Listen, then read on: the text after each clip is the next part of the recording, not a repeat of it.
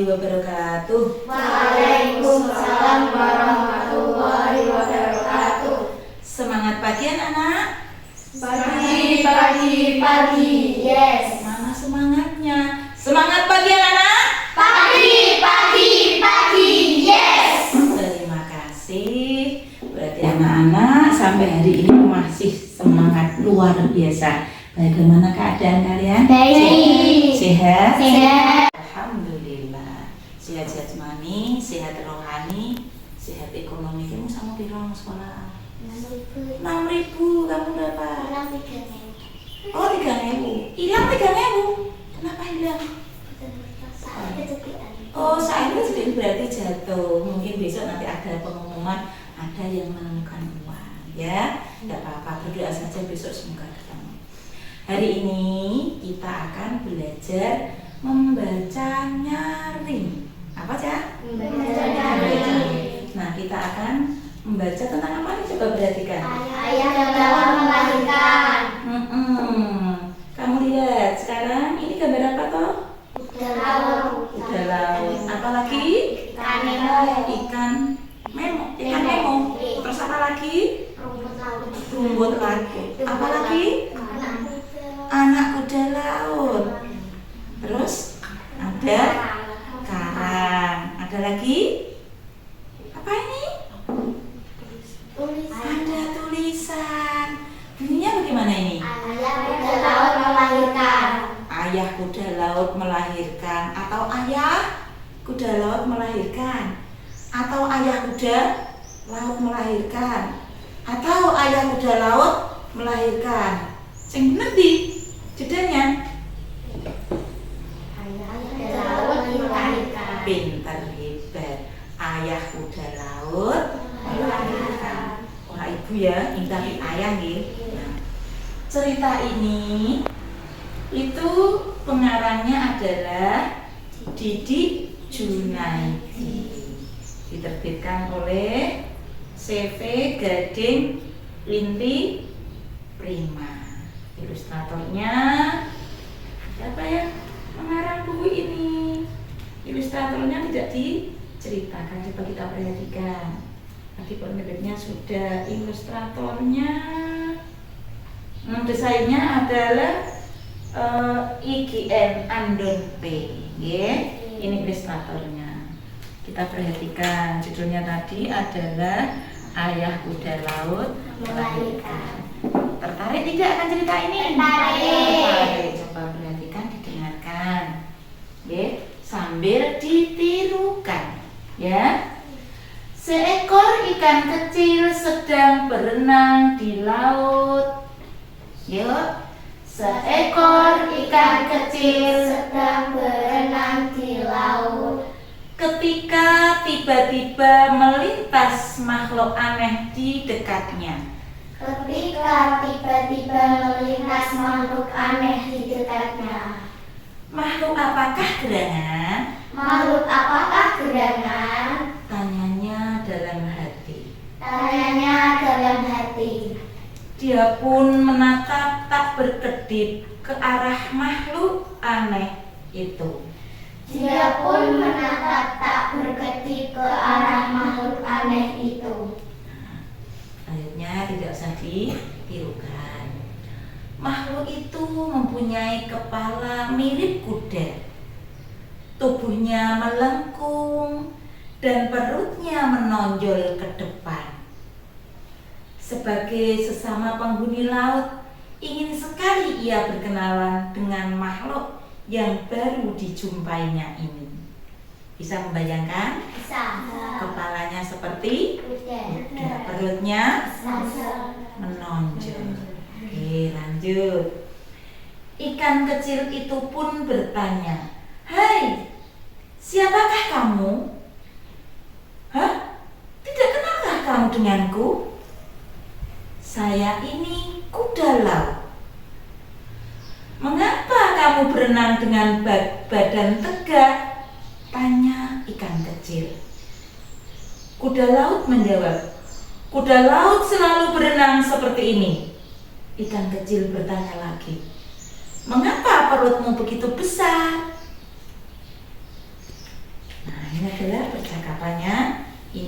kecil, ini oh ini, jawab kuda laut.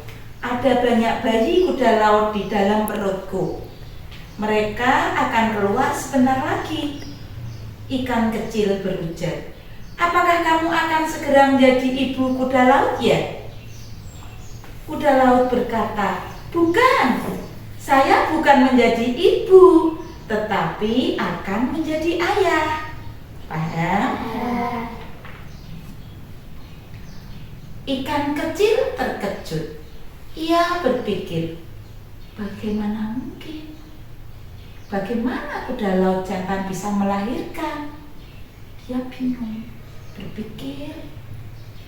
Tiba-tiba kuda laut berkata, lihat, anak-anakku akan segera keluar. Tubuh kuda laut itu mulai membungkuk, mengejang. Bayangke membungkuk sambil mengejang. Pernah melihat orang hewan yang melahirkan? Pernah. Potongnya mesti kan kejang-kejang, ketat atau tegang, kaku, ya kan? Nah, karena dia sedang apa? Sedang mau melahirkan. Nah, aneh ngeden kan mau melahirkan. Nah, pemirsa bayangin, bisa bayangkan? Bisa. Nah, lanjutnya. Segera bayi-bayi kuda laut itu keluar satu persatu dari perutnya. Mereka langsung dapat berenang dengan baik. Ayah kuda laut berkata pada ikan kecil, sebetulnya ibu mereka lah yang menghasilkan telur. Kuda laut sambil menunjuk ibunya. Ikan kecil itu makin kebingungan. Ia bertanya, lalu mengapa telur-telur itu berada di perutmu? Ayah kuda laut tersenyum dan berkata, ibu kuda laut meninggalkan telur-telur di dalam kantung di perut saya, bukan di dalam perut saya. Jadi ibunya kuda laut menaruh telur-telurnya di kantungnya kuda laut yang jantan, bukan di perutnya. Di mana? Di kantungnya. Akhirnya ikan kecil mengerti dan berkata pada ayah kuda laut, jadi kamu hanya menjaga telur itu?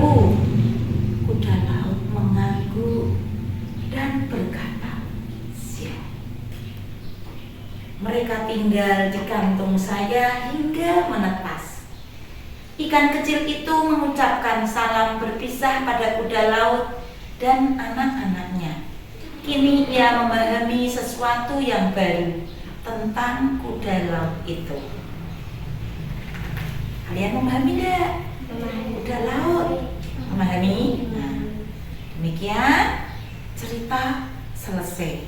Ikan kecil sudah memahami kuda laut jantan. Kenapa dia yang melahirkan? Adakah pertanyaan? Tidak, sudah paham? Nah, yang lain? Sudah.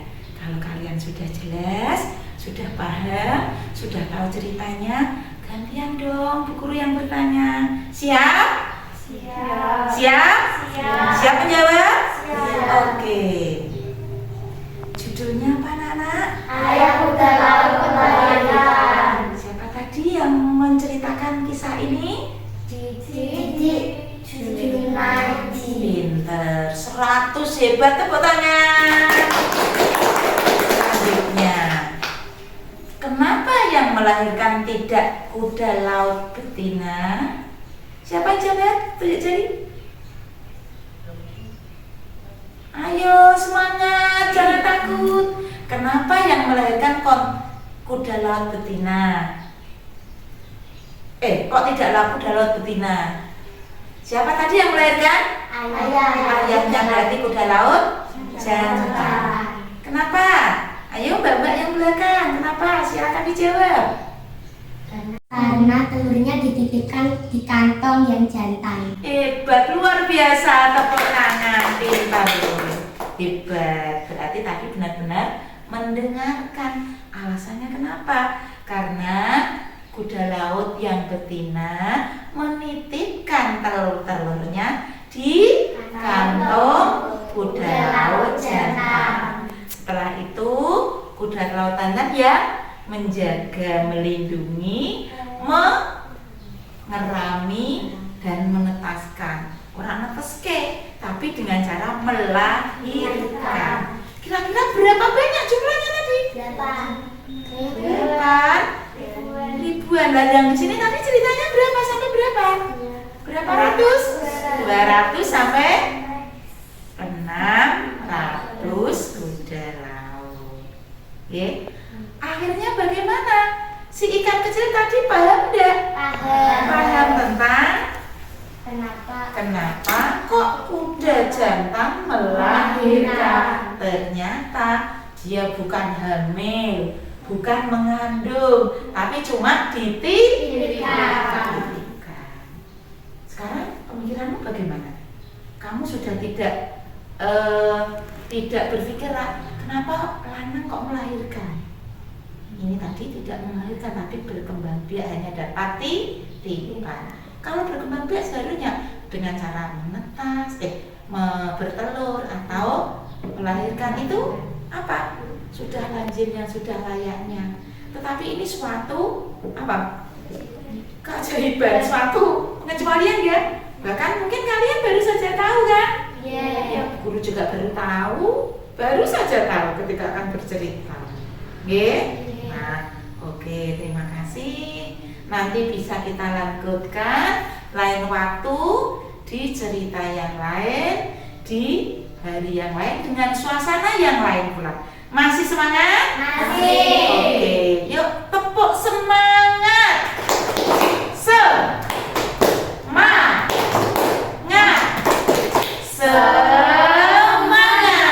Oke, terima kasih. Sampai jumpa. Assalamualaikum warahmatullahi wabarakatuh. Waalaikumsalam warahmatullahi wabarakatuh.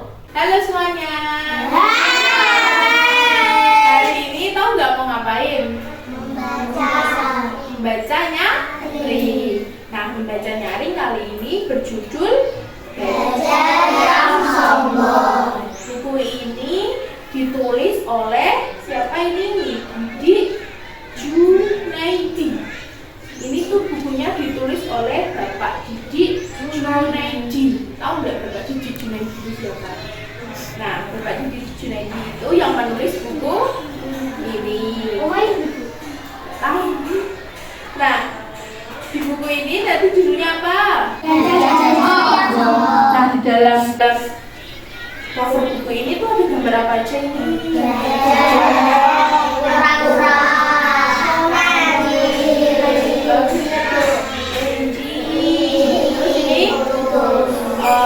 Terus yang paling besar ini? Kalau di sini sudah ada yang pernah ketemu gajah belum? Aku sudah naik ke putih. Di mana? Terus bentuknya gajah itu kayak gimana? Hidungnya kayak gimana hidungnya? Nah, hidung itu namanya apa? Belah. Karena badannya besar ini, gajah pun mempunyai sifat yang sampai judulnya ini. Apa judulnya tadi? Nah, mari kita dengarkan cerita gajah yang sombong. Kita ke ceritanya saja. Kenapa kok gajah sombong? Tadi kan ada apa? Tadi gajah bentuknya kayak gimana? Nah, karena badannya yang besar, gajah sangat bangga dengan tubuhnya, sehingga dia sombong. Kalau tubuhnya besar, dia jadi sombong. Nah, Pak Gajah pun berbicara, karena saya besar dan kuat, saya seharusnya menjadi raja hutan. Saya kira tidak ada binatang yang berani melawanku. Sombong kan gajah? Kata gajah pada teman-temannya. Nah, di sini tuh ada siapa teman-temannya? Ada orang. Kalau ini siapa? Gajah. Gajah tadi yang berbadan besar, yang sifatnya sombong. Lanjut lagi ke sini. Ya, kan beda. Gajah yang merasa bangga itu pergi ke hutan dan mengancam binatang-binatang yang ada di hutan. Sayalah yang terkuat di sini. Maka kalian harus menghormatiku. Karena gajah yang badannya besar, dia merasa harus dihormati. Itu kalau sifat itu jelek atau baik? Kenapa kalau jelek? Karena sifatnya gajah sombong. Binatang-binatang di hutan merasa tidak nyaman dengan pernyataan gajah tersebut. Gajah seharusnya tidak pergi keliling hutan dan menyombongkan diri. Kenapa kok tidak boleh menyombongkan diri? Kenapa? Karena sifat sombong itu tidak baik. Jangan sombong. Lanjut. Meskipun besar dan kuat, Pak Gajah masih memiliki kelemahan. Ternyata banyak hewan-hewan di hutan yang tidak suka sama Pak Gajah karena sifat sombongnya. Dan banyak yang ngomong ke Pak Gajah, maksudnya hewan-hewan di hutan ini apa ya? Gremeng. Itu kalau biasanya kalau kamu tidak suka sama temanmu, pasti kan kamu ngomong sama teman-teman gitu kan. Nah ini hewan-hewan hutan tuh kayak gitu, kayak yang dibilang Musa. Meskipun besar dan kuat, Pak Gajah mempunyai kelemahan, kata Musa. Terus kura-kura pun menyahuti, kamu benar temanku, ternyata banyak yang setuju kalau sifat gajah itu sombong. Gajah yang sombong itu masih tidak berubah sama sekali. Jika binatang lain tidak menghormatinya, dia akan menginjak mereka. Kalau diinjak pasti mati. Itu pasti berdosa. Jadi tidak boleh. Selanjutnya, karena sifat sombong yang ini, yang gajah ingin menginjak siapa saja yang tidak menghormatinya, membuat binatang-binatang di hutan merasa takut. Semua binatang pun kalau gajah punya sifat yang seperti itu, akhirnya banyak binatang di hutan membenci gajah. Selanjutnya, gajah menjadi musuh siapapun di hutan.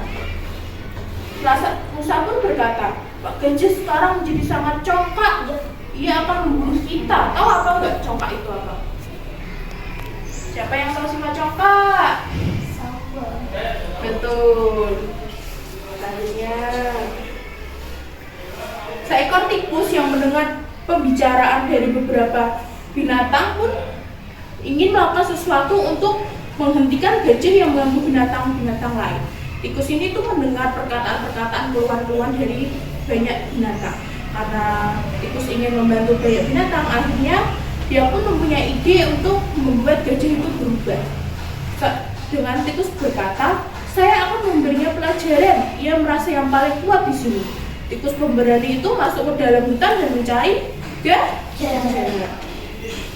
Nah, ini di sini tikus sudah mulai bertemu dengan gajah. Tikus berlari bolak-balik ke depan dan ke belakang. Jadi tikus itu kan ada gajah. Tikusnya itu berkeliling di gajah. Jadi kalau tikusnya berkeliling di sekitar gajah, jadi gajahnya tuh pusing. Misalnya kamu kan berdiri tuh, ada temanmu yang berkeliling temanmu lah sambil lari-lari, itu menjadi pusing. Karena pusing itulah gajah jatuh ke tanah. Semua binatang yang melihat itu tertawa, menertawakan gajah. Pak Gajah, sejak saat itu Pak Gajah tidak pernah bersifat sombong lagi. Seperti itu. Sudah selesai. Sekarang kakak mau tanya, tadi siapa yang berani melawan gajah? Tikus.